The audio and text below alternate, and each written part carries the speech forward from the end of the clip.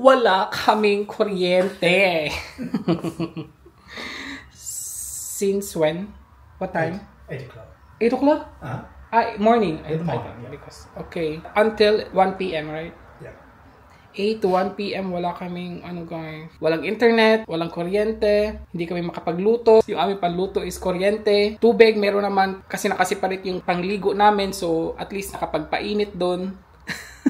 Kasi hindi yun kuryente. Wala kaming heater. I mean, wala talaga. So, anong gagawin? I cannot charge this camera. It's almost low, but well, I still have extra battery. Good thing. Pero wala talaga. Anong gagawin hanggang 1 p.m. Magbe-breakfast na sana.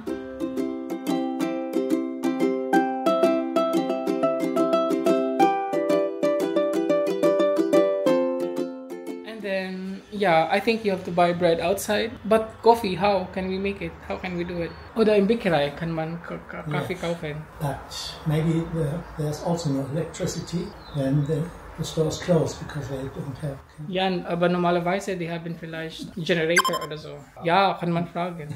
Weißt du. Yeah, we haven't had breakfast. Nothing. Just water. My God, walang kuryente. 9, 10, 11, 12, 13. 5 hours, walang kuryente. But you slept tonight. Yeah. Hindi ko na mamalayan na walang kuryente, guys, kasi 8 nag-start. Bumangon kami 10. I can't live without that, charot.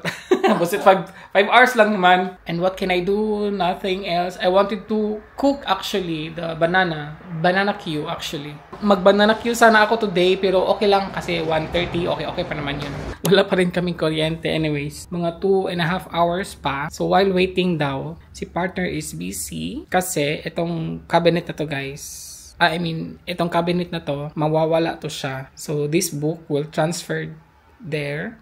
And then, itong mga book is ibabalik doon sa working room. Meron akong i-arrange konti dito sa living room kasi ang daming gamit na parang naano na ako. Ang daming gamit. Tapos dito, itong mga cabinets na to, matatransfer dito. Tapos, yung cabinets na yan, matatransfer din yan. So, meron tayong konting ibahin dito sa cabinets. And then, dun sa working room is meron ding babaguhin. Busy si partner talaga. So, I don't know if this side ba or this side ba ang kukunin. Magsa-start na daw kaming maggagawa ng aking studio. Charot. Pero I told him na hindi pa ngayon, hindi pa this month. Maybe next month. Pero hinay-hinay na namin. Kasi meron pa din dito, guys.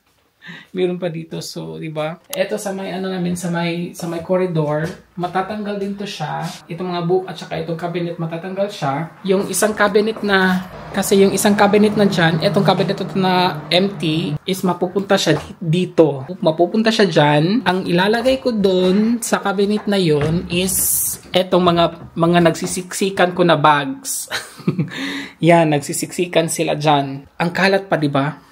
Nagsisiksikan talaga sila at wala akong malalagyan. Meron pa nga tayo dito bags at meron pa dyan na nakahang. Kaya ginagawan ni partner ng paraan. Siya lang ang gagawa kasi mga books niya eh. So, para alam niya kung saan niya nilalagay yung mga libro niya. So, sabi ko, ikaw lang gagawa pero lang, hinay-hinay lang until next month. Ganon. Ay, hindi ko sinabi na ngayon niya gagawin. So, sabi niya wala namang kuryente. So, wala kaming magagawa. So, hinay-hinayin na lang daw niyang itatransfer. Upo-upo lang ako dito. I'm like a princess here. Tumawa. A lazy princess. A lazy princess na daw ako dito ngayon today. I told you na today, but you did it today. Yeah. 11:20 pa dito AM. At gutom na ako. Ito na lang breakfast ko. Edamame. Nung isang araw ko kasi ito ginawa, tapos madami. Kinakain ko ito man sometimes pag gusto kong mag-snacks ng light na snacks. Masarap naman siya. Yung itinulong ko lang sa kanya is ako ang nagkukuha ng alikabok sa cabinet. Yun lang. May mga bago siyang libro na nilagay dito. More on guys, mga encyclopedia, prehistoric mammals, mga ganon. Mahilig kasi siya sa mga histories, guys. Kaya mga libro niya is more on mga prehistorics. Meron pa siyang History World Atlas. The Great History World Atlas. My God, ano pa ba yan? Have you read all your books already? I mean, these big ones. Down there? Yeah. This is a dictionary of of the animals. Encyclopedia Sowas. Yeah. So whenever I want to know something, then I look there. Yan sa ibaba. Yung dalawang ano niyan, encyclopedia niya yan. Finally, pahinaan ko lang guys. Finally, bumalik na ang kuryente. Actually, kaka 1 PM pa lang. And I thought 1 PM talaga siya magbabalik pero hindi. 12:30 siya bumalik. Nagluto na pala ako ng banana Q.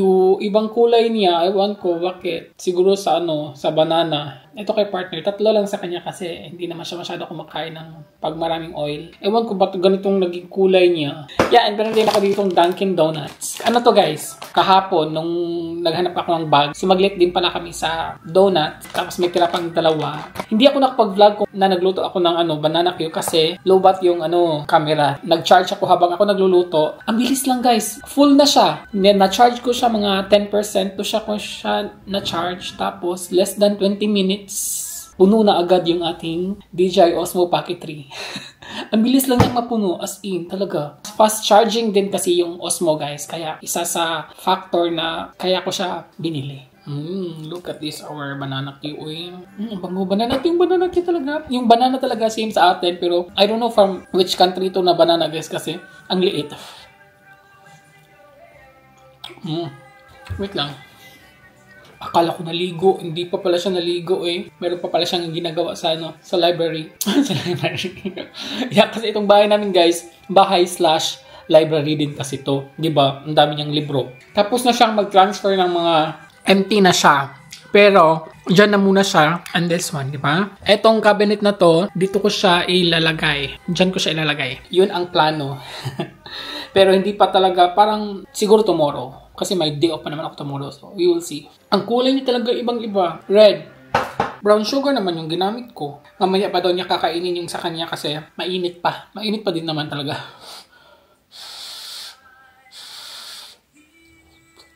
Ang gusto ko sa banana Q, yung hinog na hinog talaga yung saba. Kasi dun mas matamis yung yung saging.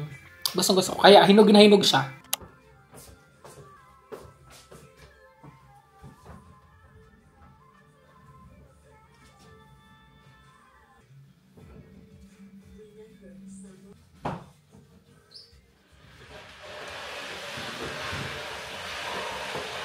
So, ayun na nga. Dahil walang magawa today, sabi ko na lang, I decided na lang, sige, talungan ko na lang si partner. Itong empty, dyan na muna yan. Later na yan ilalagay dun sa may corridor. Wala pang space. But this time, okay na siya dyan.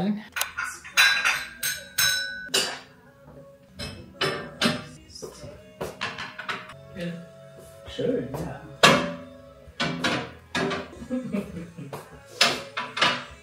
At natapos na ako. So, we plan to put a light in there, guys. Lagyan namin yan ng ilaw para pag minsan maganda siya tingnan. That one, hindi pa masyado arranged because may mga cables pa na kailangan Maganda sana kung yung isa maging ganito din, di ba? Pero it's hapon na dito, everybody. And magdi-dinner na si RC. Meron ako ditong white rice ako this time. Nung last week pa. And ang ulam ni RC today is yung kahapong calderetang pork ribs caldereta. And si partner guys, wala. Kasi meron siyang appointment dun sa sa zoo. Ako lang mag-isa magdi-dinner.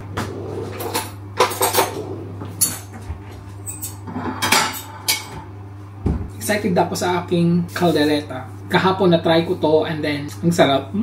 Tapos nasarapan si partner. Binigyan ko siya kahapon, 1 slice lang, tapos hindi masyado maraming fats. Meron din siyang part sa kanya na walang meat. Yung lang, yung sauce, tsaka yung carrots, at tsaka yung potatoes lang. Kasi gusto niya yun yung saucy, tapos may mga ganun.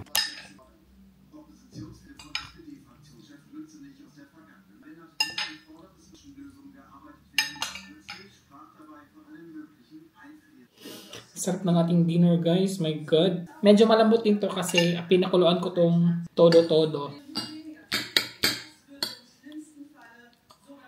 Good appetit. Kain po tayo.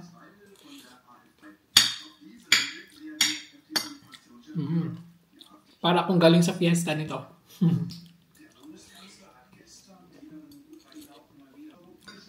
Gusto ko sana magkamay, pero wag na lang.